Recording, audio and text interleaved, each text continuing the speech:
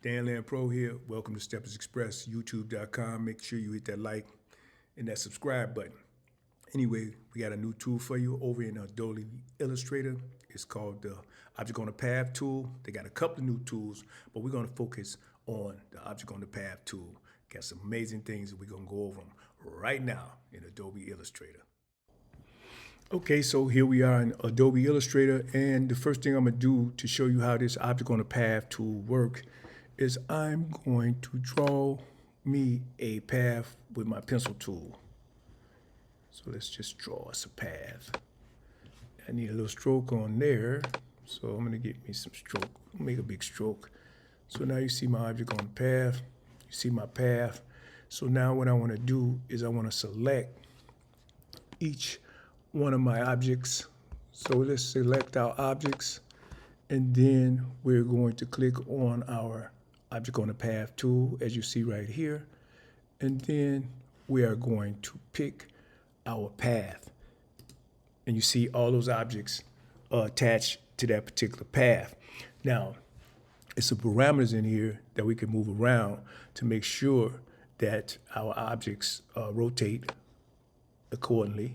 As you see, I can make them closer together. We can rotate them here at the bottom. So I can rotate those objects, and I can also grab them each individual by this one circle and move them around according to how I want to move them around or where I want them to be located on that particular path. So it doesn't have to be a circle or rectangle. We can move that path around in different ways to different places, and like we showed you, that's pretty much how you move it closer. So if you want your paths to be closer, now you can also use images, full body images, whatever you can use as an object to bring it in. And we can also get rid of our path. If we want to get rid of our path, we can view it, and we're going to show you how to get rid of your path. Before we get rid of the path, you can also do some other adjustments on this path. It don't have to be a circle. It don't have to be a square. It could be any path that you draw. But if you want to modify this in any kind of way, we can just go up here to the direct selection tool. I can click on the direct selection tool right here, and I can click on my path, and then I can change the shape of my path. You see, as I change the shape in any kind of way, then you see that my objects are going to move with me in the same way. So we can pretty much use it in the same way that we was using it before. Once we go back, we can make the same adjustments as far as how we move our images on the path, depending on how we modified that path.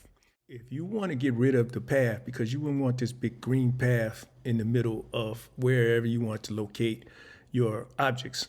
So you may be doing some kind of design, and now that you're done placing your objects exactly where you want them, we want to get rid of the path. So what we would do, we would come up here to Object, and we would hit Expand.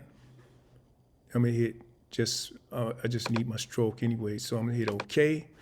And instead of the direct selection tool, I'm gonna go back to the selection tool. I'm gonna hit my path, and there it is. So now my path is going away, and you see my objects, and they still move as one unit. So you don't get the other parameters that you normally have, but there's other means to modify or adjust these objects if you find that they're not where you want them to be. And that's going to be in our next tutorial on objects on a path.